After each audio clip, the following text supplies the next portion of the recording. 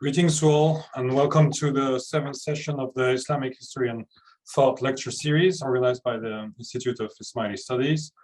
I would like, as usual, to remind you that the previous lectures of the series have been recorded and are available to watch on the IAS website, as well as on the newly created YouTube channel of the IAS.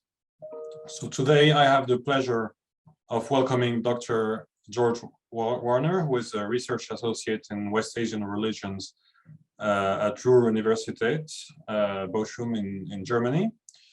A specialist of 12-verse Shi'ism, he completed his PhD in SOAS in 2017 on the work of Al-Sheikh Al-Saduq, and he has just published his book entitled The Words of the Imams, Al-Sheikh Al-Saduq and the Development of 12-verse Hadith Literature. However, his lecture today will focus on another topic, and if we have time, we might briefly discuss the book towards the end of our session. The lecture will last for about 30 to 45 minutes and will be followed by discussion with Professor Marion Katz, who kindly accepted to take part in today's session, as well as myself. Professor Katz is professor at New York University, a specialist of Islamic law, gender, and ritual. She has authored several academic books, articles, and books. Among these are Prayer in Islamic Thought and Practice, published in 2013, and in 2014, Women in the Mosque, A History of Legal Thought and Social Practice. It is a pleasure to have her with us today. So during the lecture and discussion, the public is encouraged to send their questions in writing using the Q&A option at the bottom of the control panel. And as time allows, I will convey as much of your questions to the speaker. I will now give the floor to Dr. George Warner.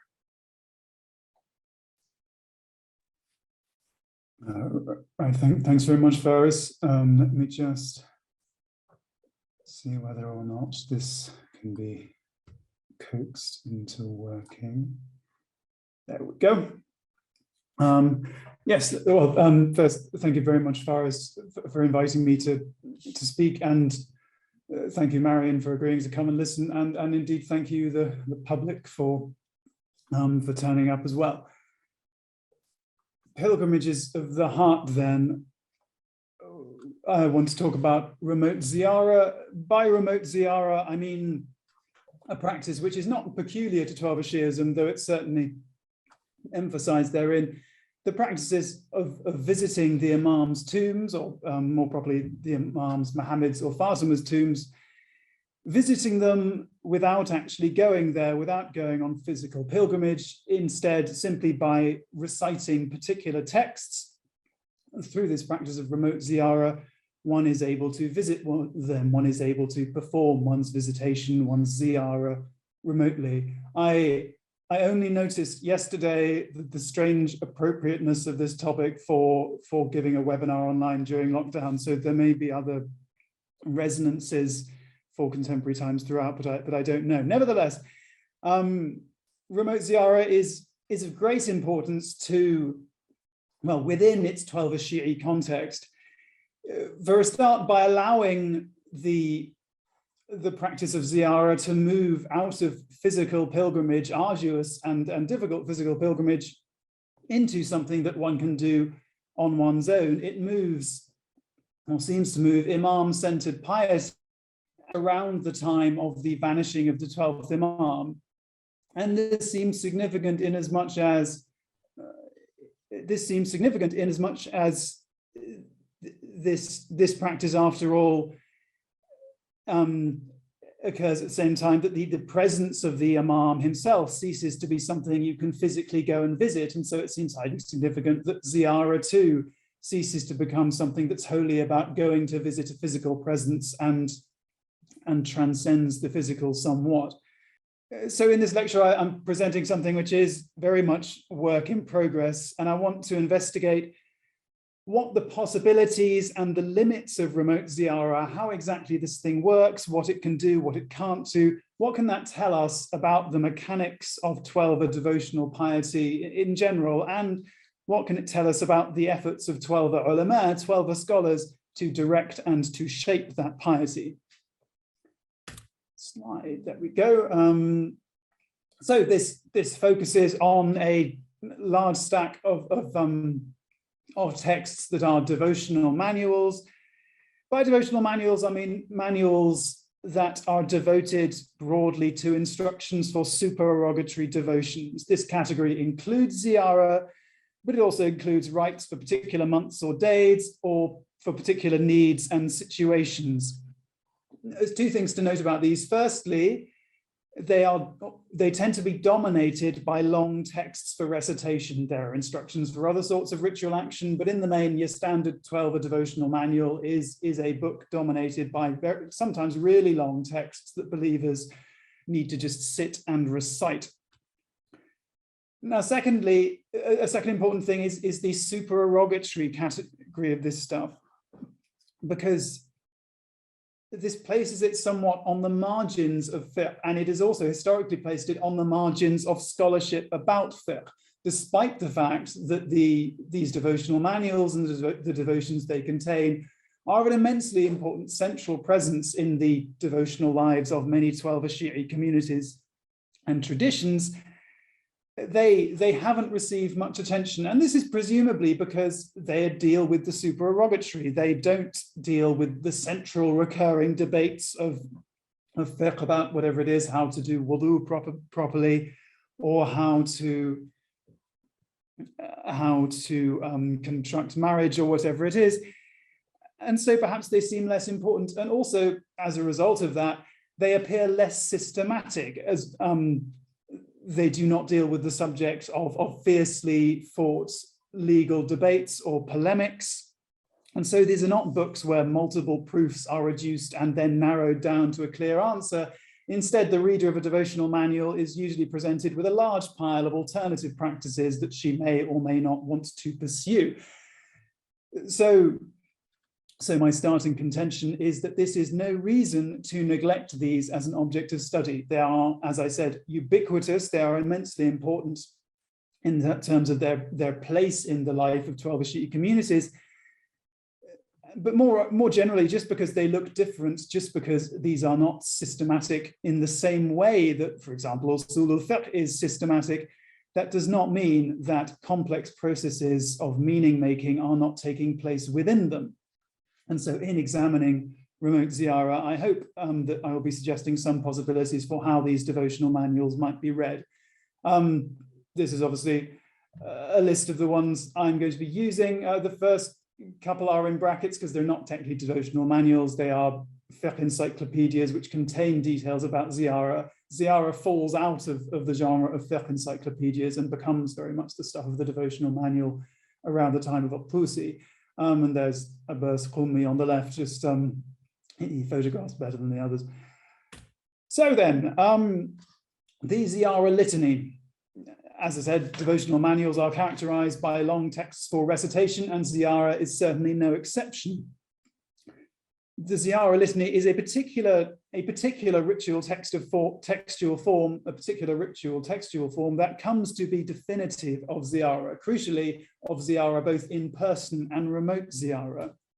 I don't want to focus here on questions of origins, but there are just a couple of points about the emergence of these things that are important. Firstly, just the fact that they are highly distinctive. If you hear a Ziyara litany, you will recognize it from from the other kinds of texts for recitation that are included in 12 devotional manuals. And we've got one here. The main points are, first and most importantly, they are not addressed to God, they are addressed to the occupant of the tomb. So here we have Assalamu alayka ya Amir al-Mu'mineen. It's a Ziyara for Imam Ali, so peace be with you, the commander of the faithful. More than that, in terms of their stylistic form, they are distinguished by a number of features, most prominently at the beginning, the repetition of the phrase Assalamu alayka or kum or ki, and alongside that, the enumeration of the epithets of the Imam. And they broadly share another few sets of features. following the epithets of the imam, they will tend to list the tribulations and the martyrdom of the imam, and they will then assert the devotion of the reciter to the imam, and they usually conclude with a plea for the imam's intercession. Yeah, there are variations in this, but generally they are very much a distinctive form. Now, this is important because this distinctive form becomes solidly associated with pilgrimage very early on, to the point where they are they almost become indistinguishable. Now, so a lot of the time they are presented as a hadith, so they're very long texts, but nonetheless they are presented as coming from the mouth of the imam, but sometimes not. And here we have a text from an early writer, a Saduq, writing in the 10th century of the Common Era, and he essentially says, I couldn't find a narration of a ziyara for visiting Fatima, so I made one up. And why this is important is it sheds light on a lot of things, but for our purposes, I draw attention to it because the Ziyara litany that a Saduq produces, the one that he admits he's made up, is stylistically indistinguishable from the many litanies that he traces back to the imams. What this tells us is a Ziyara litany, even if it's made up, should look like this, that the literary form of this devotional text is definitive of it. Now, another feature of this extraordinary intermingling of ritual, actual, and textual form is the fact that Ziyara litanies become literally synonymous with the practice of Ziyara from an early period.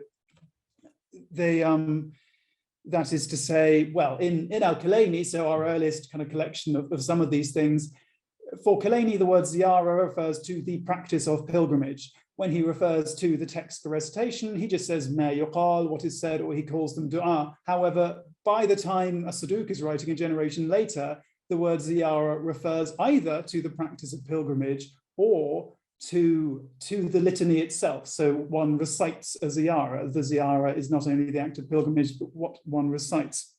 So there is, again, an extraordinarily close and distinct relationship between text and practice here. Now, this leads us to remote Ziyara in a couple of ways.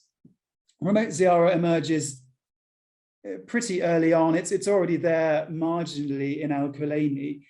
One of the things that seems to motivate it is an early debate that fades away, and that's the debate about whether or not this is obligatory. In the earliest discussions of Ziyara, there are a hadith saying, you have to do this. This is an obligation. This is fard. It's not entirely clear what that means, but it seems understandable that alongside those assertions that you have to do this, the notion that there might be an easier way of doing it, i.e. reciting the text without actually going there, would be very attractive. So that, again, that debate about obligation, which fades away more or less by the time of Pusi in the 11th century, that seems likely to play a role in the emergence of remote Ziyara. But also it seems highly likely that the emergence of remote Ziyara is also facilitated precisely by this extraordinarily overlapping between ritual text and ritual form. The recitation of the text has become synonymous with the act of pilgrimage by the turn of the 11th century. And it seems highly likely that that facilitates the idea that it is literally synonymous, that you can just recite the text without going on pilgrimage, and in some important sense that nevertheless constitutes a complete Ziyara. Now, as I said, remote Ziyara starts off fairly early, and generally speaking, the literature of Ziyara follows the literature of other imam-centered pieties, in as much as since they first appear in the middle of the 10th century, they really expand massively over the following 3 centuries. Between Al-Kulaini in the 10th century and Ibn Tawus in the 13th century, we see a real explosion of these long texts for recitation to do with imam-centered pieties, and Ziyara is no exception. We have a continuously increasing number of Ziyara litanies over this time. What's confusing about remote Ziyara then is it only partially follows this trajectory.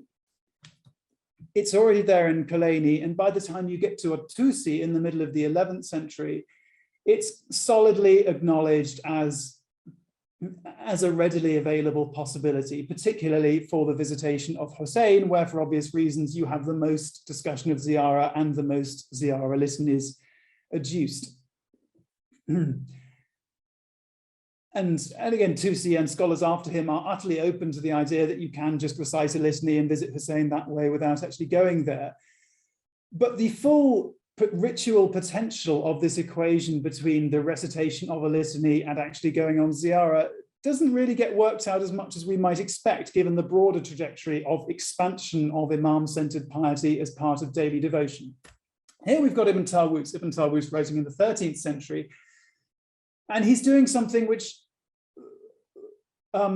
seems to realize the full potential of what a remote Ziyara might represent, but it also represents the limits of it. So here he is simply saying in his Jamal al-Usbu', he wrote a lot of devotional manuals. This one is structured around the days of the week.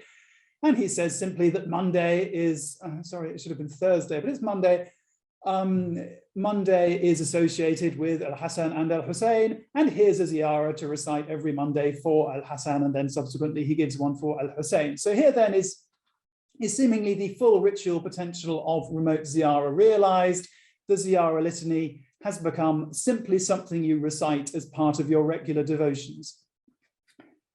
But there is also real resistance to this. This is not happening all the time. Even in the centuries after Ibn Tawus, one finds many 12 Shi'i collections of du'as for days of the week, collections of supererogatory devotions structured along similar lines, in which there is no sign of Ziyara litanies. And similarly, even though it is now possible to use a Ziyara litany simply as a weekly devotion, when you look at manuals devoted to questions of Ziyara, and indeed sections devoted to Ziyara in larger texts, these remain really predominantly focused on physical pilgrimage. That is clearly the primary use of litanies. The use of litanies for remote Ziyara is acknowledged, but it still retains a fairly marginal place. And so, again, when I started researching this, I was expecting remote Ziyara to just keep solidifying and becoming a more dominant part of daily practice. But that just doesn't happen. There's real resistance. I mean, here, what makes this more striking is the fact that although the presence of a Ziyara litany as just another imam-centered piety for any given prayer is a rarity, imam-centered pieties in general explode and become ever more present as a part of daily worship. So this is just a selection of the real broad spectrum of the kinds of sentiments that texts supplied for devotion to the imams in the context of just something to recite after Salat al-Asr, for example. And there's really an extraordinary variety. You have texts affirming one's fealty to the imams. You have texts asking for one to be experientially bonded with them, that one's sufferings might be merged with theirs. You have texts asking to be placed alongside them, whatever that means. You have a text asking to be delivered from suffering in their name. You have texts asking God to make them happy. You have texts where the author of the devotional manual clarifies that if you recite this text asking God to make them happy, they will hear you, and so they will ask God to make you happy. You have texts asking for their intercession. You have texts asking that the qa'im will come soon, that their rights will finally be returned to them. And you have extraordinarily circular texts whereby one asks God in the name of the Prophet and the Imams that he bless the Prophet and the Imams. Again, this is just the real broad spectrum of imam-centered pieties, of sentiments regarding one's relationship to the imams and the Prophet, that devotional manuals encourage the believer, sometimes at great length, to utter as part of their daily devotions.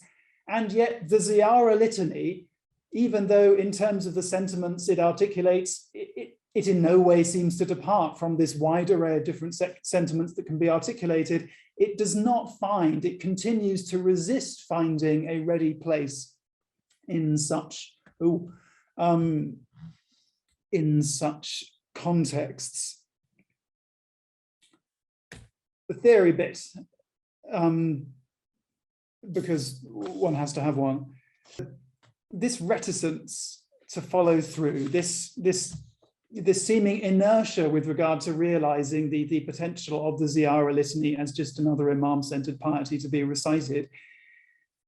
It seems to me that this raises questions of the relationship between ritual text and meaning in these devotional manuals, and these questions of ritual text and meaning happen to be questions that are central preoccupations of much of recent ritual theory, including its application to rituals within Islam.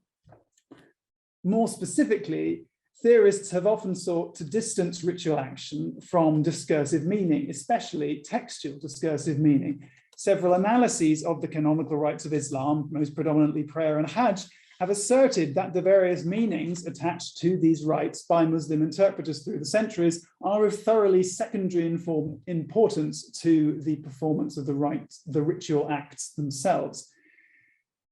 Now, if we look at remote ziyara and the use of ziyara litanies and how this is treated in these devotional manuals, it seems to complicate this picture. Remote ziyara, more or less the whole, remote ziyara is more or less the whole of the rite. More or less all of ziyara is contained within the recitation of these texts. Different texts might be used. You can even make up your own text. But nevertheless, there is a particular type of text which seems to contain within it more or less the whole of the rite of ziyara, at least in some usages. And it seems highly unlikely, well, it seems implausible to exclude the meaning of the text from this ritual equation, given that the text, and therefore presumably the meaning of the text, is more or less the whole of what makes up the ritual act. So again, this usage and this concern around remote ziyara seems to assert a centrality and a presence of text and meaning at the heart of at least these ritual practices. Conversely, though, the meaning of the Ziyara litany clearly isn't the whole story, because as we've seen, they are not straightforwardly interchangeable with other texts that mean very similar things.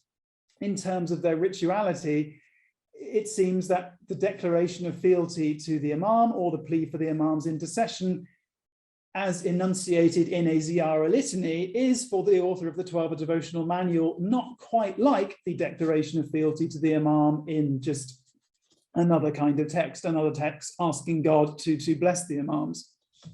So we therefore are compelled to ask, what does a Ziyara litany do? What exactly are these texts for? What exactly is it that they achieve? And how special is that? How particular is that, such that they seem to be being treated in a somewhat particular way? I've written a lot of words on my diagram, and a couple of them don't quite fit into the turbas in the image, which is annoying. One of the longer words is ritualization, and ritualization seems a useful word. By ritualization, I mean not just turning something into a ritual, whatever we've decided a ritual is.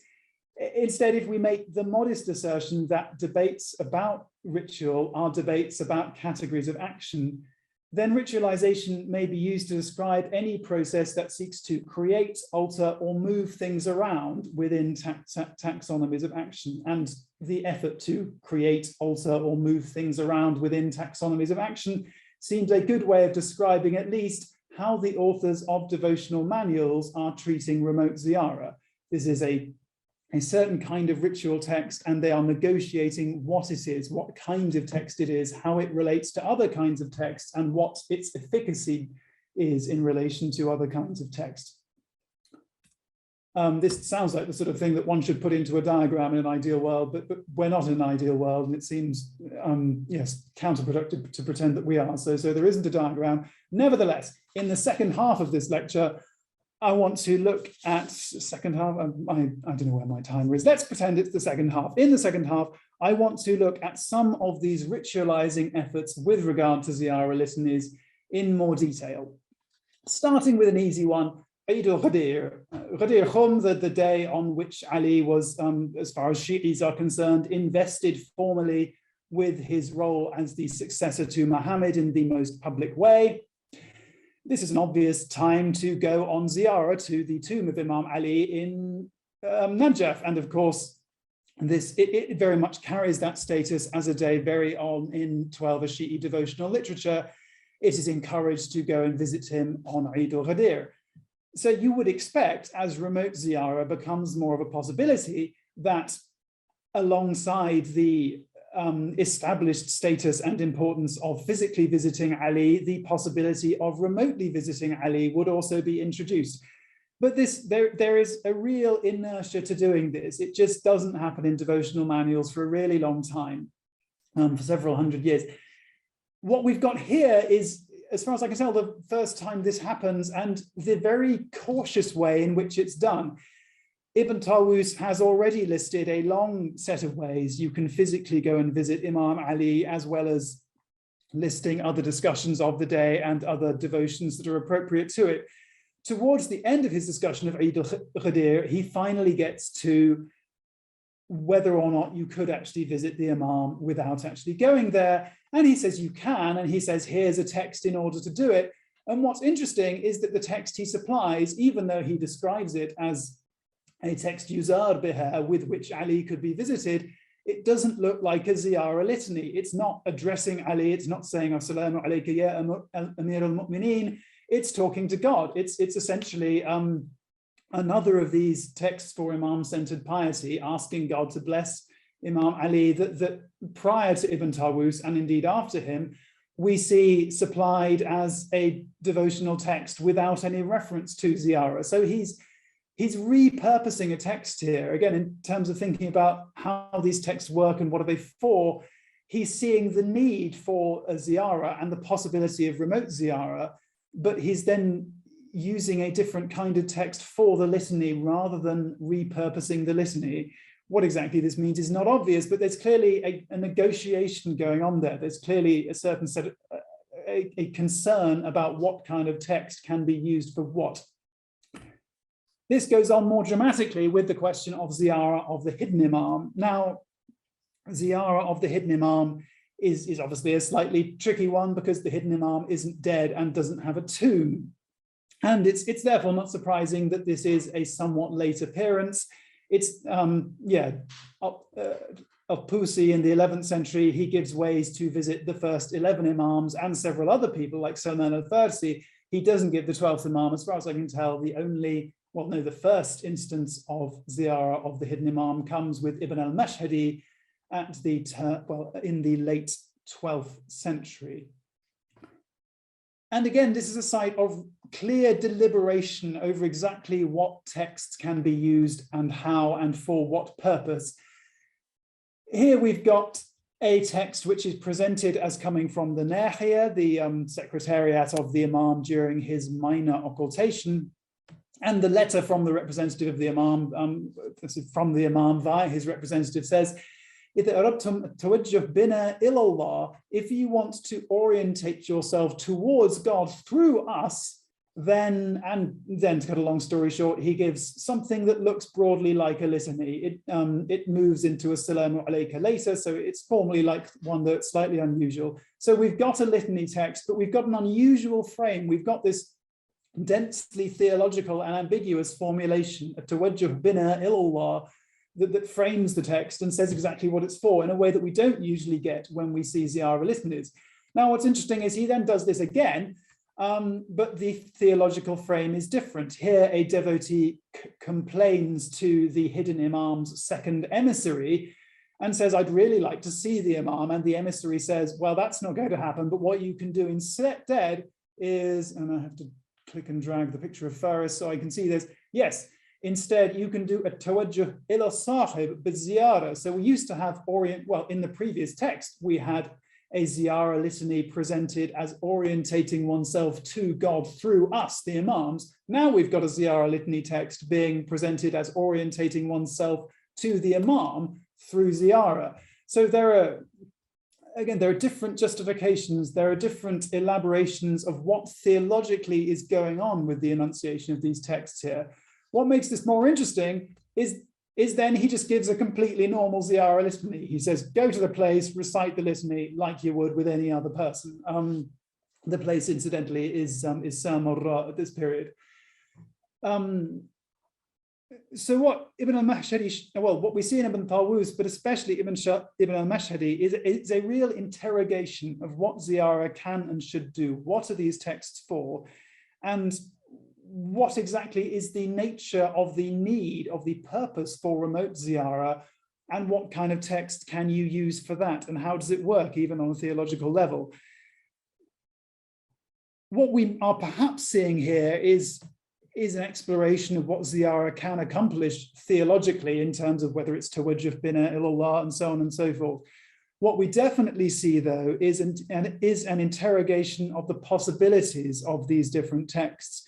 What these authors ask can fill this ritual need for remote ziyara. There is clearly a gap, something that, well, a gap shaped like a ziyara from a distance. What exactly can the medium of the devotional manual and all the texts at their disposal, what can they and their authors supply to fill that gap? Again, hopefully, clearly, these are explorations of the question of what a ziyara litany can do and what it is for. Now, it's important to note that the potentially really quite exploratory and experimental dimension of what these authors seem to be playing around with as they experiment with different ways of using the ziyara litany. Because on the other hand, one must remember that these are very practical texts. These are not theological debates. These are texts to be used. A real open question, and one to which I do not know the answer, is how exactly these works are put to use. How do Ibn Tawus and Ibn al-Mashhadi, how are they relating to their readers? Are they influencing practice? Are they responding to changes in practice?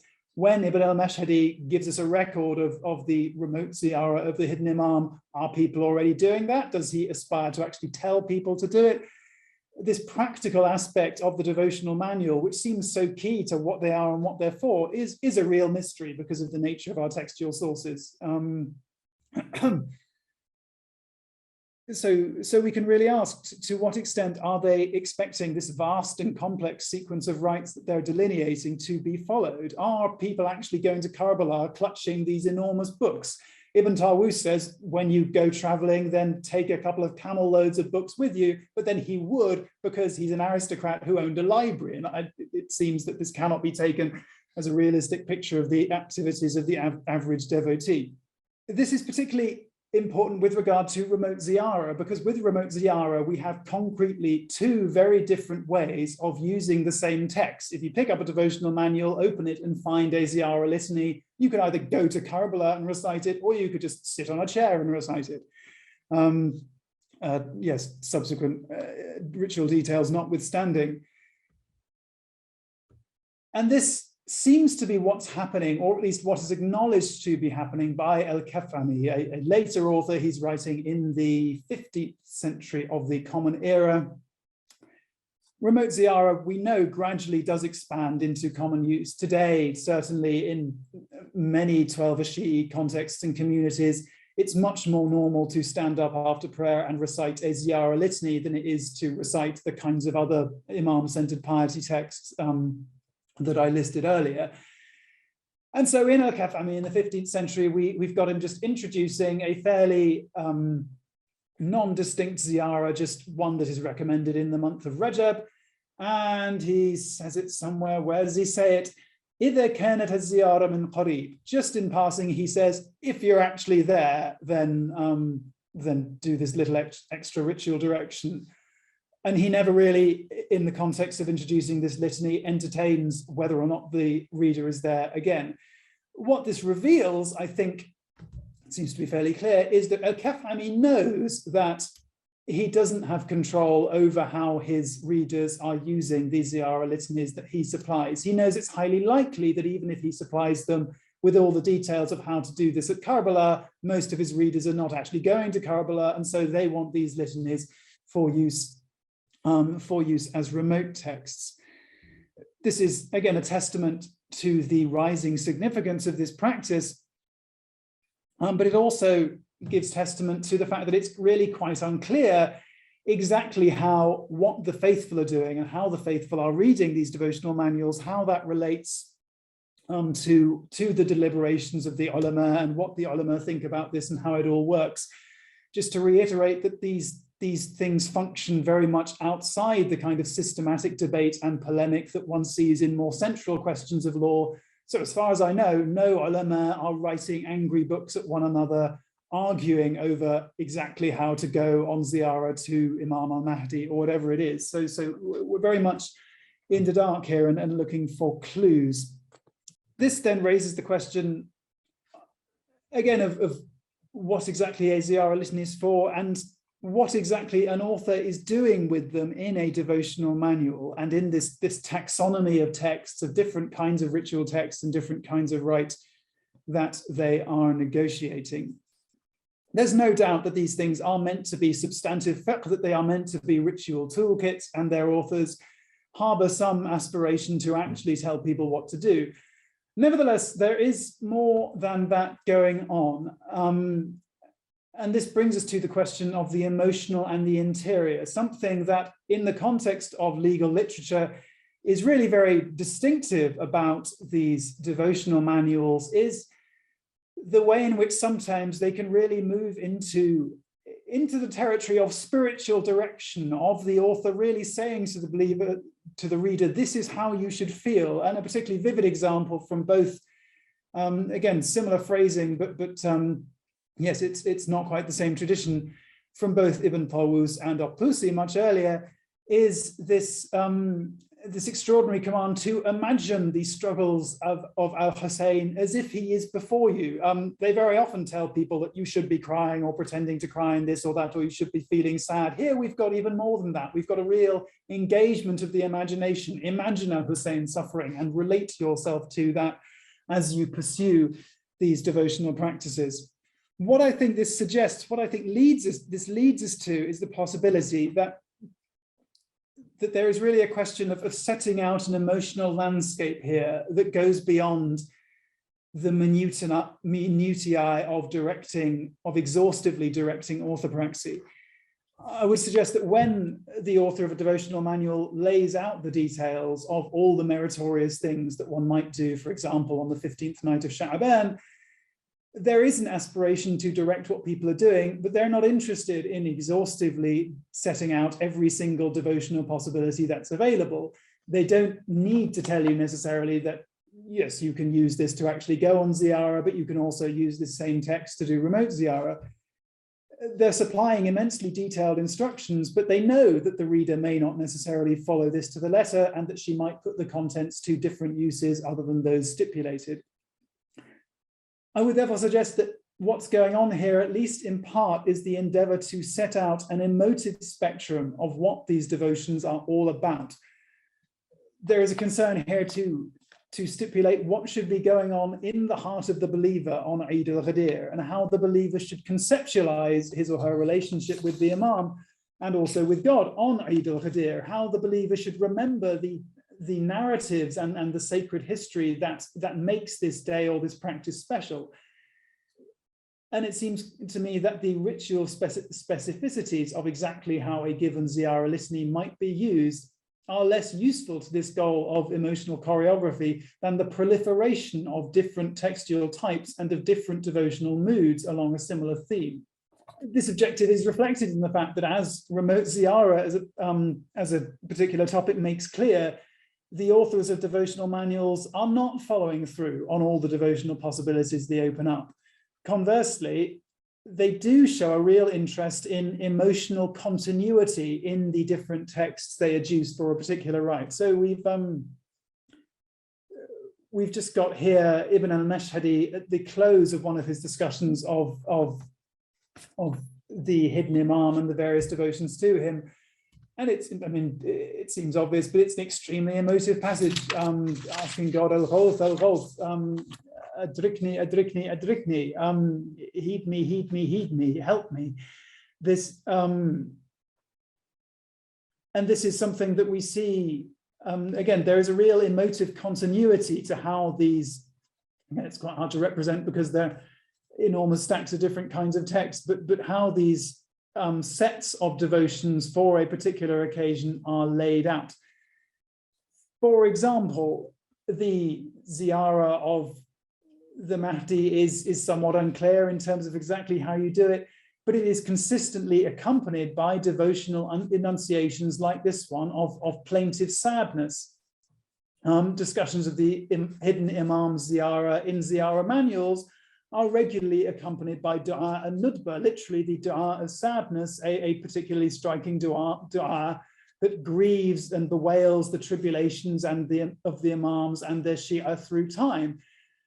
The 15th of Sha'aban is an interesting one. The 15th of Sha'aban is a date that is both associated with the visitation of Al-Hussein. It's asserted that this is a particularly meritorious day to visit Al-Hussein, but it's also increasingly given prominence as the supposed birthday of the 12th Imam.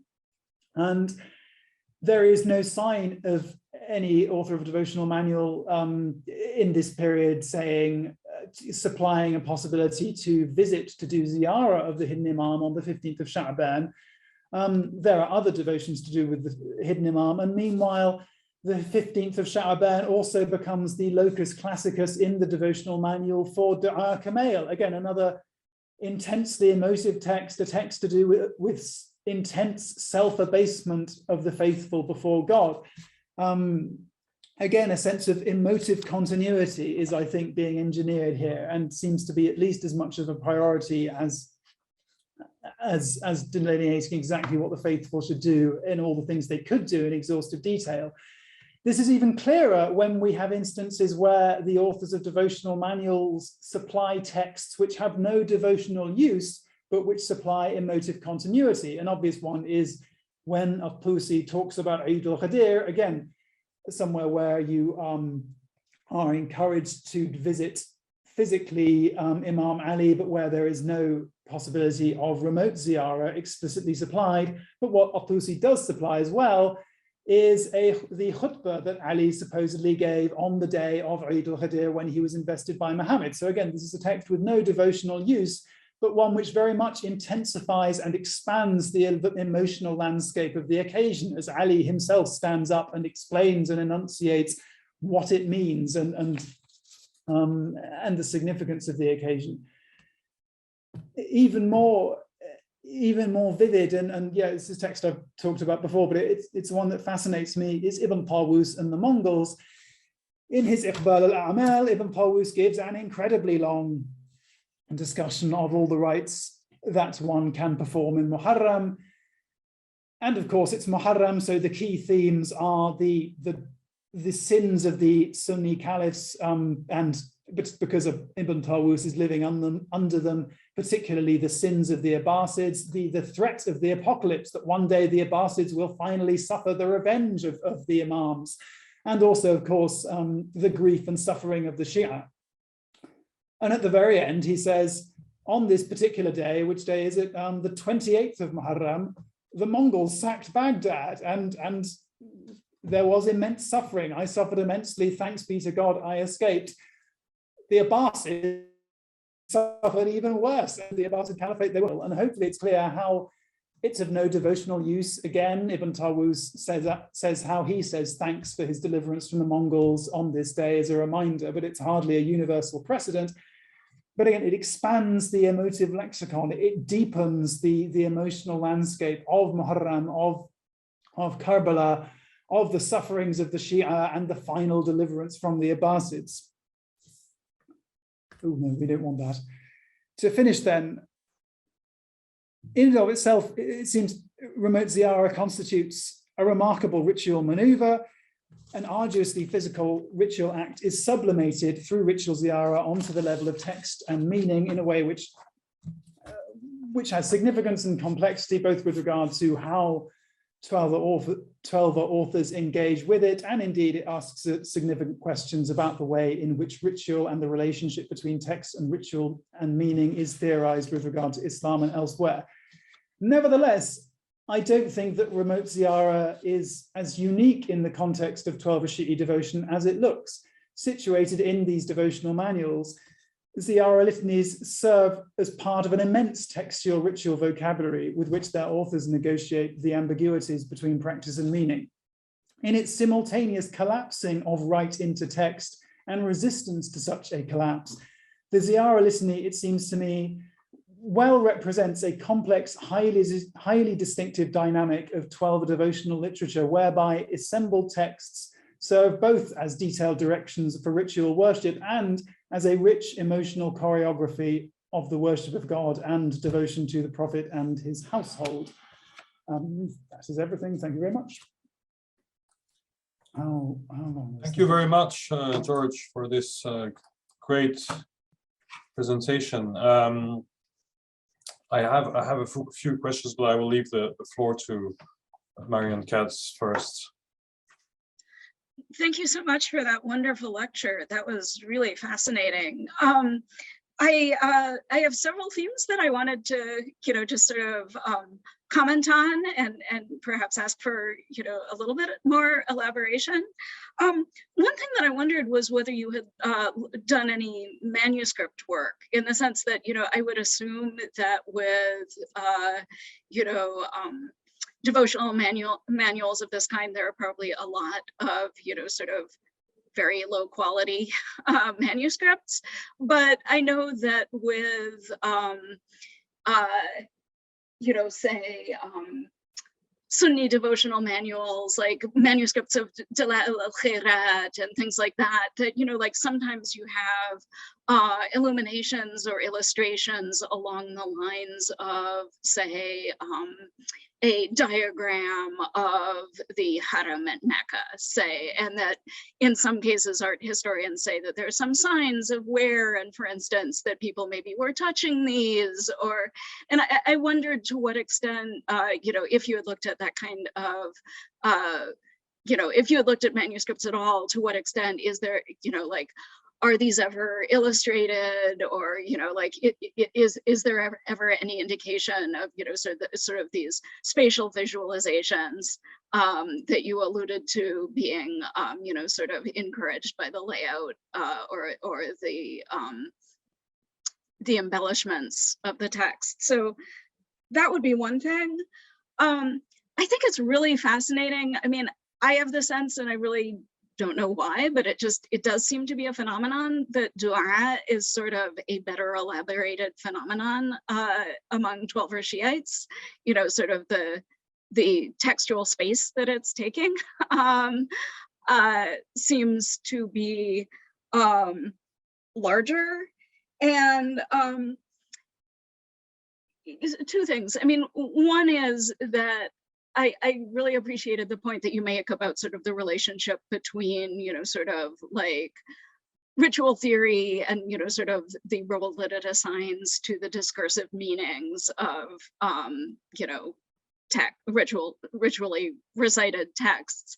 And, on the one hand, your point is well taken, that sort of in this case, we have to take the words very seriously because the ritual script is all there is, right? That, in a sense, this is just a verbal phenomenon. But on the other hand, I mean, I think if we think of the phenomenon of tilawa as, sort of similarly a highly central and elaborated ritual practice whose content is essentially exhausted by pronouncing words, right? I think that one could say that, sort of, even though it's universally recognized that understanding what you're saying and thinking about your saying can be, like a crucial element of tilawa, for a lot of people, there's a lot more going on, right? That, sort of what's conceived of as the efficacy of the recitational practice isn't necessarily exhausted by the sort of propositional content of the words being recited. And just to wrap up, in connection with that, I mean, one thing that I find fascinating about this is the extent to which it really parallels a lot of both the sort of ritual scripts, but also the questions about sort of what this ritual is doing that are raised by Mawlid ceremonies, commemorations of the Prophet's birth. But there seems to be, sort of, as you indicated, a huge difference in the sense that Mawlid commemorations were always disputed, and therefore, sort of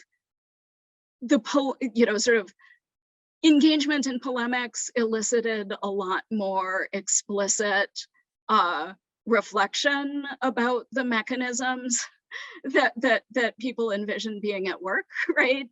Sort of like well, like, is this supposed to evoke emotion? Is it because this is meritorious? And let's show, let's show normative reasons why this could be considered meritorious and so forth. And, like, it seems to make a huge amount of sense that if this was never something that whose legitimacy was seriously disputed, that a lot less of, sort of overt justification would be elicited, right?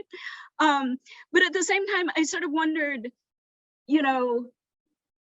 thinking about the Mawlid, for me, it's always been an unresolved question. Do do disputes just elicit the pre-existing ideas that sort of always represent people's latent assumptions that just get articulated in the context of dispute? Or are these justifications in some sense, just sort of epiphenomena of polemic? And I mean, I strongly have the impulse to sort of like look at this fascinating material and sort of try to look for like, okay, what's the mechanism here? So like I noticed in the slide that you had for the title, like directions, emotive and imaginative, there's a little thing that it said, like, when you say this, so such and such many hasanat will be written for, will be recorded for you, right? And I was like, oh, great, like a mechanism, right? Somebody talking about, whether it be ajr, whether it be, barakah, like sort of what's at work here. And I sort of wondered if you had any more thoughts about, sort of the extent to which it's helpful to sort of look for little moments that may seem revealing like that, where somebody appears to allude to a sort of specific mechanism, or whether maybe that's the wrong impulse because, sort of the great bulk of this material is really just ritual scripts.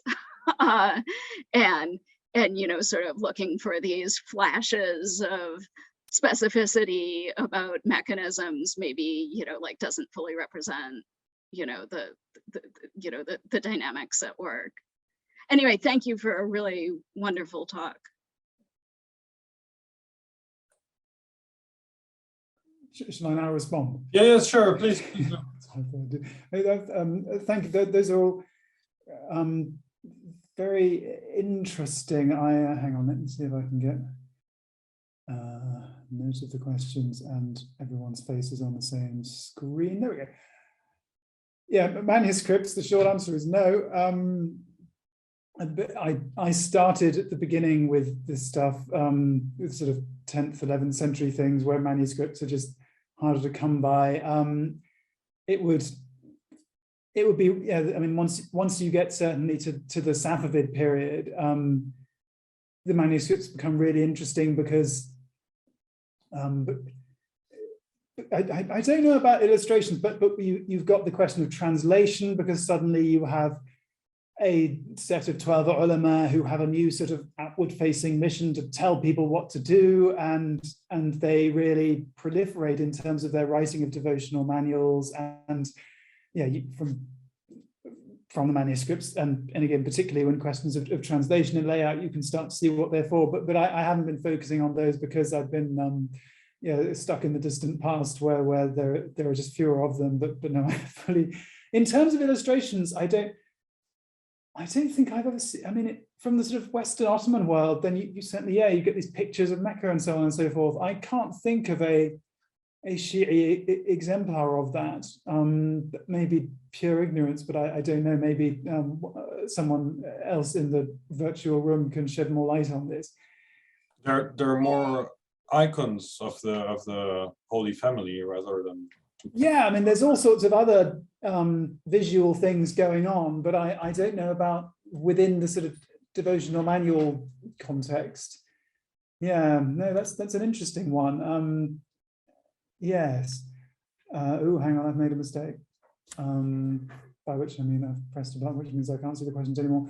In terms of earliness, I mean, yeah, it's a fascinating thing about, and it's something I completely don't know the answers to.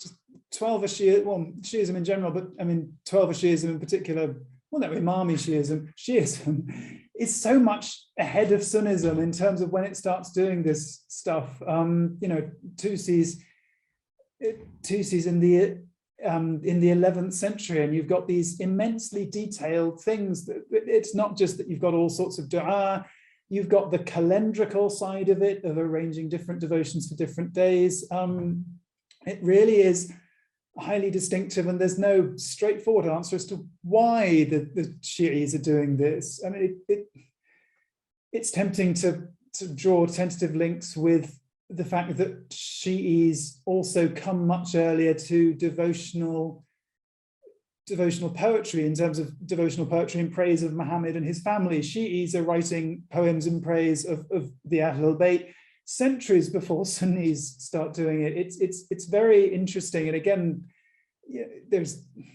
particularly when it comes to something like a sort of liturgical calendar, why is 12 Shi'ism particularly interested in this? It's very mysterious. So yeah, I don't have an answer to that either. I mean, it's just worth, I sort of mentioned it at the beginning, Ziyara starts as a part of fiqh. It occurs in things like Man la yahduru al-faqih, these legal encyclopedias, as an appendix to Hajj, and that its presence there seems to go hand in hand with these early discussions where they really do take seriously the many ahadith which say this is fard, which causes a real problem, because what is fard? All of them? All 12? Do we have to do that? It causes a lot of difficulties for the earliest, for Al-Kulaini, As-Saduq, Ibn Qulaway. When we've got to a Tusi, that really seems to be the death knell of this, and Tusi solidly situates discussion of Ziyara in Nawafil literature, and the question of whether or not it's obligatory really fades away. The Safavids bring it back, because obviously they would. Yes. Mariam, yeah, no, just a comment. You know, I thought it was really interesting when you sort of connected it to like the occultation and sort of the general problem of like sort of physical presence and accessing physical presence being a problem. The one place where I had encountered this idea of sort of virtual Ziyara, you know, like mental Ziyara before myself, and I can't remember, it was many years ago, but I mean, it was when I was researching women's mosque access, and it actually was in the context of, well, okay, if you're a woman, right? And, you know, the question is, you know, like, you know, is it better for you to be worshiping in a mosque or at home? And they bring up Ziyara, like, you know, rather than just talking about prayer in mosques, they're like, okay, but like, what about Ziyara? And it said, you know, like, well, she should go to the roof of her house and, you know, like do this mental Ziyara. And I mean, I know that, you know, like, I can't remember the source text and it was late. So, I mean, it's definitely not something about in any way related to the historical origin of this, but like, it did seem to fit very neatly into the context of, will you feel either obligated or that it's at least religiously advisable for you to be doing this? But, you know, in this case, what they were bringing up was like modesty concerns, but in any case, but like there's some other consideration keeping you from like going out there, you know, and it seemed to like sort of have a logic in that context. That is interesting. I'd never come across that, because I've really struggled to find direct parallels for this. There are more questions, so I will continue to go through. So yes, tilawa, right. I mean, obviously there is a rituality beyond just the abstract meaning of the text. There has to be, and I mean, we see that, for instance, in the adherence to the ritual form. That text I cited early on, Sheikh Saduq is making up his litany, but he's making sure it formally conforms to what one should look like. So yeah, there's definite rituality there. And meanwhile, of course, in non-Arabophone 12er communities, the question of, I mean, these things are still usually recited in Arabic, so you have exactly the same, or very similar dynamics that you have to the question of Tilawat al-Quran. So yeah, that's certainly true. But again, sort of, I still think it's the contrast is there and is a real one when people like Humphrey and Laidlaw are sort of evoked. I do think there's a real distinction that needs to be pointed out. I mean, in a sense, you could say that all of this, as Nawafil, is an appendage to the ritual act of salat. So it's all on that level of secondary meaning, but I don't think that's true. They clearly have their own separate kinds of rituality going on. But equally, I do think that one is confined by the sources here. Yes, it looks like this densely textual world of rituality, but you are accessing it through the written work of a hyperliterate person. What exactly people are doing with this stuff is a much more difficult question. Yes, Mawlid, yes. I mean, I sort of talked about how the way Ziyara gets anchored in something approaching legal orthodoxy really early on. So again, that's another contrast with Mawlid.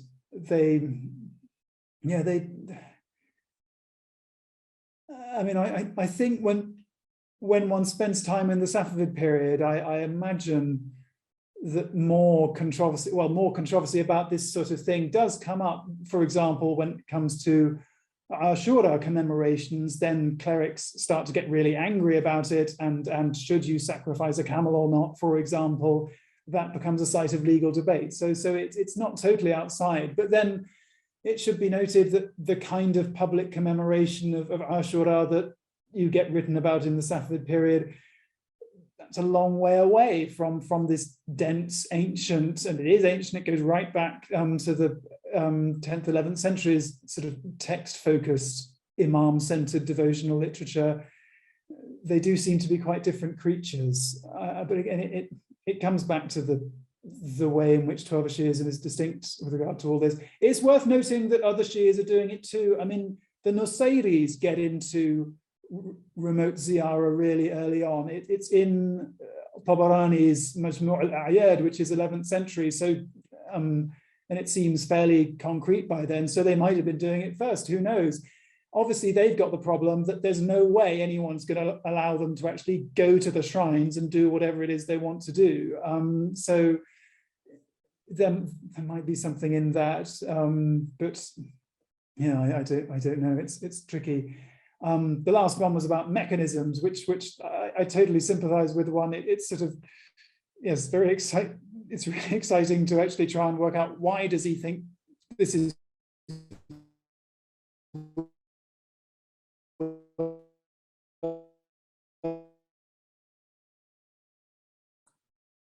of 10 Hasanah, even as much as it seems to be a fairly vast. We didn't hear what you were saying because you were breaking off about mechanisms. Mechanisms, yes. No, just saying I very much agree with Marianne, really, that it's very tempting, and it's, I mean, again, I at the risk of yes, I spent a long time working at SOAS, where you could do an entire degree on yoga and meditation, but you would struggle to find one lecture on prayer. So just I think the academic imperative to acknowledge that this stuff is complicated too, and they might be doing something systematic. I think that's important.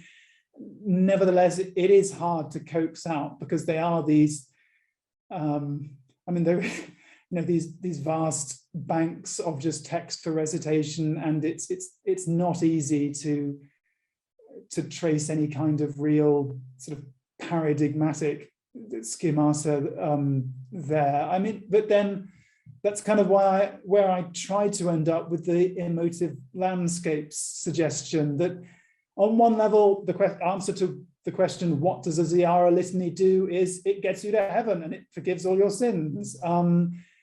And that's connected in part to the effort of it. I think it's something I didn't have time to get into. One reason I think that scholars resist just giving way to the idea that any Ziyara litany can be recited remotely instead of actually going there is they have all these ahadith saying that ziyara is a fantastically meritorious thing to do. So it needs to be hard work. And if they take that away, then that's a problem. So yeah, there's a clear, simple mechanism there between laborious devotional action and meritorious devotional action. But yes, I don't think that the simple sort of acquisition of hasanat, that doesn't seem to explain the diversity of it. And I think it would be a mistake to read these scholars, the compilers of these devotional manuals, as blind to the diversity of the texts they're compiling. And again, with the Ziyara of Imam al-Mahdi, there were different theological justifications for it. What exactly are we actually doing when we do Ziyara to someone where we don't know where he is? And the fact that they're juxtaposing different theological justifications seems to indicate that they're only so interested in it on that level. They're looking for other things, at least when they present these texts in a devotional manual. Yes, but no, those were really interesting. Thank you. I mean, again, it's work in progress, and then I started looking at this stuff, wanting to answer precisely these questions of why are the Shi'is doing this before everyone else? What exactly is it for anyway? And the rest of it, but I still don't know. So yes, I should continue to look at it. But yes, thank you for those. Thank you. There's a few questions from the audience, but before I convey them, I just had a couple of questions regarding well, first of all, the bodily rituality associated with the practice of remote ziyara, because when you do the actual ziyara, there are whole sets of rituals that you're supposed to do around the mausoleum of the imam. What about when you do it remotely? I mean, are there? I saw in one of the texts you shared, the one by Ibn al-Mashhadi, he says, "Ba'da salat 12 raka." So after praying 12 raka, and also there's this notion of tawajjuh bina ila Allah, which it reminds us of the notion of qibla, right? In prayer and in the conventional prayer. He also says in the same text, or was it the one after that, "Ilbis wa athhir thiyabaka," so put on your clothes and purify your clothes, or something like that. So yes, what do you have any other examples of this kind of recommendations of gestures that you're supposed to do with the litany while reciting the litany, or around the recitation of the litany? Well spotted. I've been going on about how it's all textual, but there are non-textual elements, and I waved a bunch in front of you, so it's good that you noticed. It is gloriously unsystematic for the most part. Sometimes Salat al-Ziyara is 2 raka'at, sometimes it's 12. Ghusl is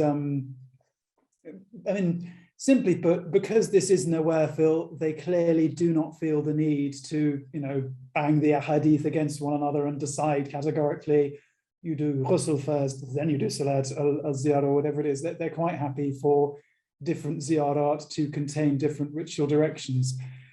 When it comes to the question of remote ziyara, it's worth, if I can just share my screen again, because if we just go back to this thing here, it's conspicuous that it is presented as just straightforwardly a remote one to do without any real concessions to the idea you might actually go on pilgrimage. And so it's shorn of any physical rituality. It's just, here's a text or recitation. And you do see that when they're doing something like this and really offering up a text that is clearly and unambiguously to be used remotely. But sometimes it is rather less clear. I mean, when you get to, I talked about Al-Kaf'ami and how he sort of seems to acknowledge in passing that in general, the litanies he supplies might be used remotely by the reader, but sometimes they contain things that you have to be at the tomb to do. So I suppose he reasonably accords his reader the initiative to just leave those bits out. But it is unclear. I mean, again, it is a feature of this world of Nawafil that you have, that the constituent parts are not broken up and separately systematized. So different ziyarat will have different directions in, and they will fit together differently. So it's not easy to just abstract them into something you do on your own. But again, these things proliferate with the passing of time. So by the time you get to Ibn Tawus, you do have an awful lot, which are just a flat text or recitation with very little elaboration. Yeah, I don't think I have anything more to say about that in terms of what we can make of the more bodily addenda. I mean, most of it's more interesting in as much as it's thoroughly tomb focused and all sorts of things going on, like you're supposed to grab your beard and sort of lay this cheek and then that cheek on the floor and interact with the tomb, go to this bit of it, go to that bit of it. It can be very embodied.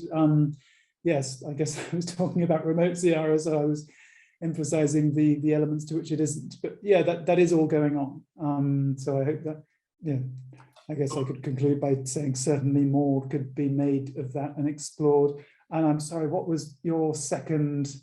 Well, I mean, I didn't ask it, but I will right now. It's slightly related to the first one, which is, I mean, I was wondering if there was a more theoretical approach to remote Ziyara. So you said that there was, at the beginning, there was more of legal discussions around this, but I was wondering, you know, if there was more theological or even mystical discussions of the possibility of the efficiency of remote Ziyara. How is it that remote Ziyara actually works, actually has efficiency, even though you're not physically present next to the tomb? Are you aware of any elaboration? Yeah, absolutely. I mean, there's two components. One is there are hadith that emerge around the emergence of the Ziyara litanies themselves. Most of them are attributed to the imams, and alongside them, the imams will give, and inevitably there's a variety of different answers about, you know, the imams can hear you from wherever you are and stuff like that, and will respond to you. I mean, again, in terms of the actual wording of the Ziyara litanies, what exactly you're saying to the imam and asking him for can change. So, you know, that necessarily, well, not necessarily, but certainly could imply, you know, different standards of efficacy in as much as you're enunciating different things. But yes, so you've got that right in the hadith. And then, as far as I know, not before the Safavids, but once you get to the Safavids, people start, I mean, they really sort of expand on commentary on hadith materials generally. And with the Safavids, you start to get commentaries on these Ziyara texts and Du'a texts. And of course, meanwhile, in between Ibn Tawus and them, you've had an immense expansion of various kinds of mystical and philosophical thought in Shi'ism. So they really go to town with it at that stage. And it's become very much part of the standard preacher's vocabulary of giving justifications of how Ziyara works, both when you're physically there and when you're doing it remotely, and sort of cosmological logics of the imams are alive because they're martyrs, and the Quran tells us that martyrs can't die, so they must be alive in their tombs, and therefore they can hear us, and yes, reasoning like that. I was thinking more about, you know, reasoning such as you know, in imagination, in the mystical world of imagination, you can come closer to the Imam, and you know, there are all these speculations in another field, probably more intellectual fields of intellectuals, but you know, in the line of Sohrawardi's the Suhrawardi and Alam al-Mithal and this kind of things. I mean, was there at any point a connection between these intellectual elaborations and the devotional approach? I mean, the short answer is I don't know. I'm going to mount the defense I used before, which is that when I looked at this stuff, I started at the beginning. It seems it would surprise me if the Safavids didn't get into that sort of stuff in their general imamological philosophical writings. They certainly do. Meanwhile, they're writing commentaries on Ziyara, so I'd be very surprised if someone didn't go there at some stage. But I haven't spent time with Safavid commentaries and thereafter on Ziyara, so I don't know for certain. You would expect that someone at some point will elaborate on this out of the body experience. Indeed. Yeah, quite. But yes, no, I haven't spent time with this, so I don't know for certain. Yes. Okay, so we have some questions from the audience. The first question is by Stephen Burge, who asks, in the hadith, both Sunni and Shi'i angels are often described being stationed in specific places of pilgrimage. For example, the Yemeni corner of the Kaaba and the Prophet's tomb. So I know you have been focusing on the litanies themselves, but do angels appear as markers of sacred or spiritual space during remote ziyara?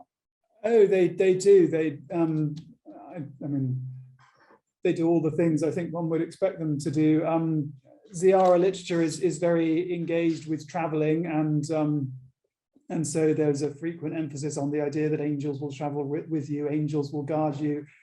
And also as sort of part of the general spectrum of non-obligatory texts for recitation, Ziyara, blurs into more directly apotropaic stuff. So, things you recite in order to be protected. And of course, angels get into that.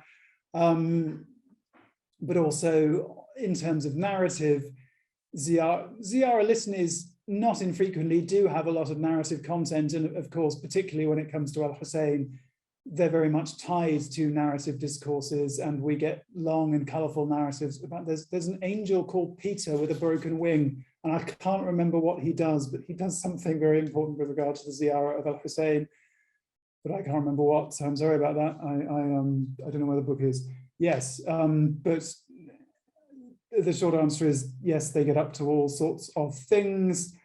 I mean, right down to the question of evoking God's blessings on the Prophet of the Imams, in Allah wa malaikatuhu yusalluna ala nabi. I mean, that's the kind of ur-text, and that is frequently evoked and played with. Yes, I'm conscious that was quite vague, but yes, I named an angel, but can't remember anything specific that they do. Yes, but that will suffice for my answer for now. I have another question by Hassan Al-Foui, who asks, so I'll read his question. A recurring feature of many of the ziyaras, including those you have cited, is that following the initial pronouncement of the salam formula, the reader pronounces "I bear witness," ashhadu, before continuing. So you mentioned the idea of fealty. To what extent do you think the ziyara formula and practices express continuities with earlier 7th, 8th century practices of proclaiming allegiance, whether as bay'ah or ahad, to the imam or the caliph? Yeah, it's really tempting. I mean, yeah, I keep saying that I didn't look at the Safavids because I started at the beginning. What I'd like to look at next is put Ziyara litanies next to 12 devotional poetry to do with the imams, because they're, again, you've got another in individualized context in and of itself. It seems there must be something going on, again, in terms of why Shi'is get into this before everyone else in the way that they do, particularly with regard to poetry. with poetry, it seems clear that it's a way of declaring fealty to the imam. It's a way of doing your panegyric, doing the ancient office of the poet, and to celebrate and declare your loyalty to the ruler. And they can't do that with an actual ruler. So poetry is a very useful way of doing that. And meanwhile, we know that devotional poems do have a devotional role. They're often written in simple language, and we know at least sometimes they're recited in devotional context rather than courtly contexts. It seems to me likely that there is a continuum there between these, after all, Ziyara litanies are literary texts. They're crafted, some thought is going into putting them together. Yeah, there must be some sort of continuum, it seems to me, between the poetic declaration of fealty to the imam and the declaration of fealty to the imam that occurs in the Ziyara litany. And surely there is, I think you're right, there must be some sort of continuity between that and the actual formal undertakings of bay'ah, which of course a Shi'i follower of the imam in the 9th, 10th centuries is excluded from. So yeah, in short, I agree, and that's something I would very much like to spend more time with. Especially in what you said about these weekly or daily remote ziyara or litanies that you can say as ziyaras, that they can be understood as a kind of permanent bay'ah, or permanent tajdeed al-bay'ah. Yeah, except that, I mean, maybe I'm wrong, in which case Hassan can correct me, but I think bay'ah is something you only do once, usually, if it's to an actual caliph or whoever. So yes, for whatever reason, the notion of doing it very often is a departure from that. But obviously, you're absolutely right in terms of just asserting one's fealty to the imam. Then that clearly is a key part of how it works. But again, just worth noting in passing those questions of rituality and action, in as much as no one's standing up and saying, this is what Ziyara is for, this is why we do it, and if you're not doing Ziyara, then you have to assert your fealty to the imam in a different way. It's a much looser spectrum of sentiments one can express in imam-centered piety. So yeah, I think all these things are true in terms of historical origins and the impulse behind them, but in terms of what the individual Shi'i devotee actually thinks they're doing and how they conceive of it, that I think we have to be careful about trying to answer exhaustively. So the last question that we had from the audience is from Devin Stewart, who asks, so I'll read his question. He says, the Ziyara prayer or litany takes the form of a salutation. Is this form also seen in pilgrimages to the Prophet's tomb? And could the Shiite litanies for visits to the imams be based on the model of the visits to the Prophet's tomb? Are similar salutations used in Jewish and Christian visits to saints' tombs? This is very pleasing because I know the answer. No, the Assalamu Alaikum formula seems to start in Karbala and Najaf. So in Kulaini, he gives Ziyara litany, well, he gives instructions for doing Ziyara from the Prophet, and it doesn't have Assalamu Alaikum type litanies. It has other sorts of text. There's clearly a separate genealogy for that. Whereas, the Kulaini only has a handful of litanies, and the three big ones that he adduces are for, there's one for, I think it's one for Imam Ali and two for Karbala. So yeah, that seems to clearly indicate that this particular textual ritual form starts around those key Shi'i sites of martyrdom. And yeah, really for a while they continue, they do Ziyara for Muhammad, but they use different kinds of texts, and gradually Assalamu Alaikum type litanies appear for Muhammad as well. So yeah, that to me seems to indicate that it's the other way around. But then, I mean, it also indicates there's some sort of which of course we know that there is, but the genealogies are separate, and at some point prior to Khomeini start to come together, though they're only united a little later in terms of actual unity of the ritual textual form. Jews and Christians, I don't know. Yeah, I would very much like to go and have a look at that. I mean, I would be very interested to see if there is a real substantial parallel to, yeah, both to the formulas and to the idea of doing it remotely. I don't know of Jews and Christians in the late antique Middle East doing that. Yes, but because something related also to this remoteness is the fact that you can bring, if someone who actually goes there can bring back a kind of souvenir or an object that to someone else that wasn't able to make the trip, and that object plays this role, the same role. It bears some kind of barakah, and yeah, absolutely. And you can do better than that. You can do it on their behalf. This is, I think it is a peculiarity generally of Shi'i law. They do it for Hajj as well. And I believe only Shi'is do this, but you can do it for, no, Marion says no, okay.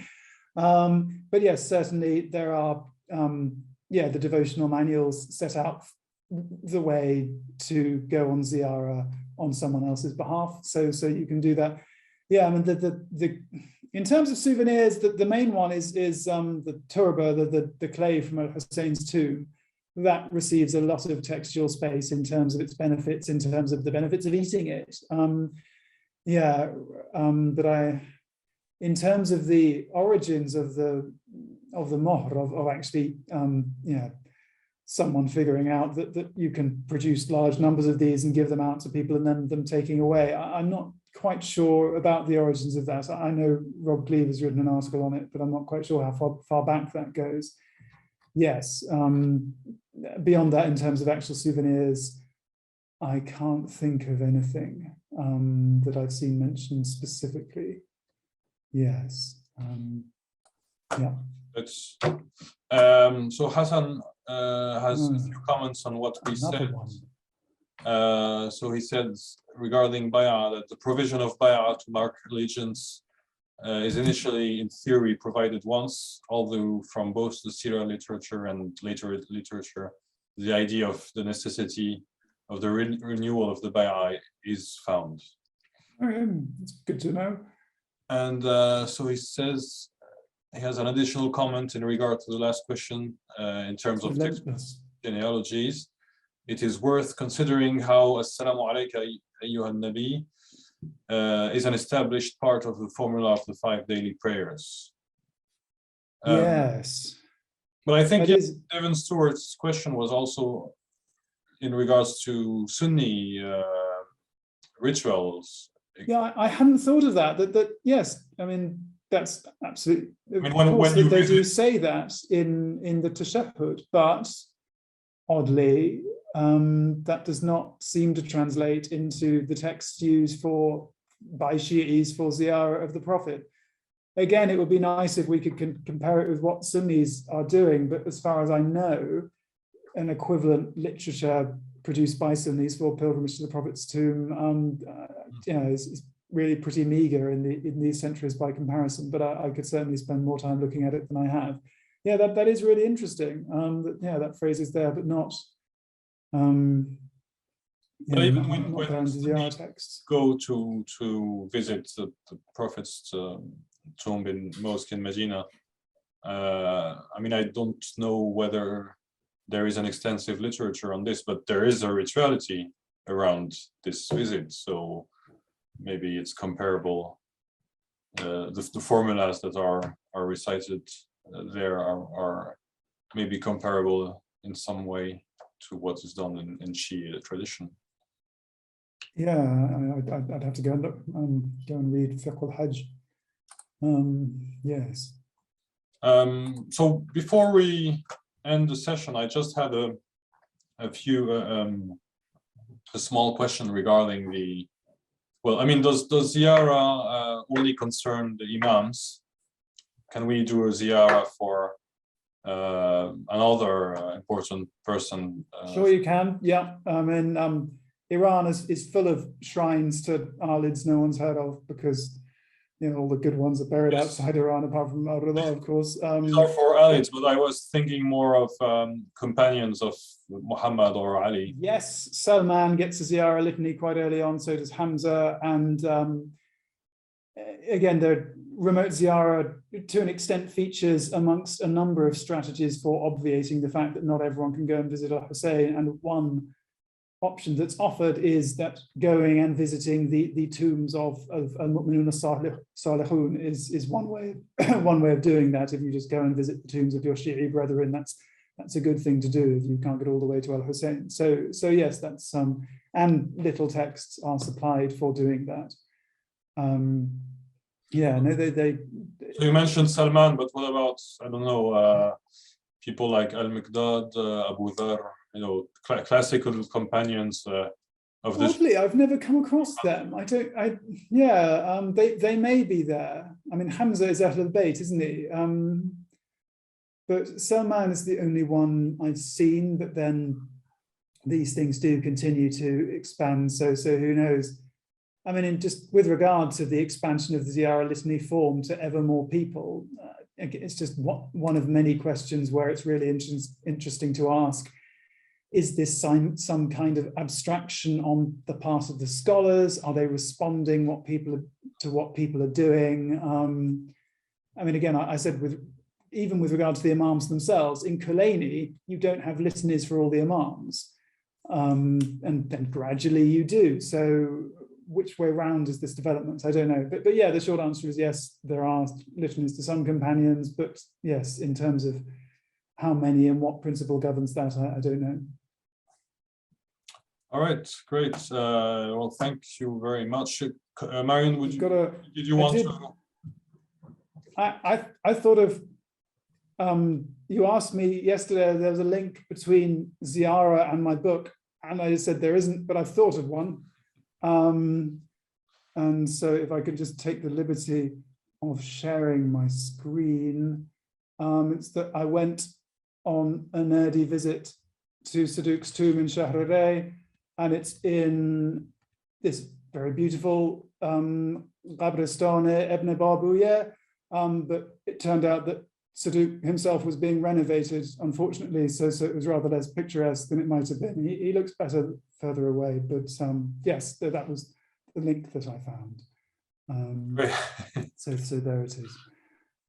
Excellent. So did you want to say a few words on your book, by the way? I'll just share the cover. Oh gosh, there it is. Yes, no, that's it. It's not really, in as much as it has nothing to do with Ziara, but it's well, I mean, for the audience, let's just say that it's just out, and yes, that should be asserted, very much so, and yes, good. No, thank you. Yeah. I hope we'll have I'll have soon the opportunity to read it. Well, thank you again for delivering this great lecture and for this great discussion. Again, thank you, Professor Katz, for joining us today and contributing to making this session so interesting. So I'm currently finalizing the program of the lecture series for 2022, and the upcoming lectures will be soon announced on the Institute of Ismaili Studies website.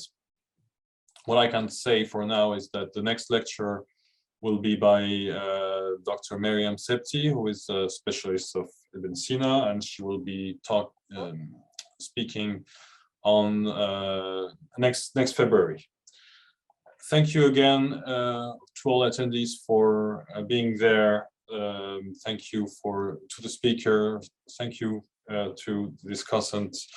And Merry Christmas if you're celebrating, and if not, happy end of your holiday.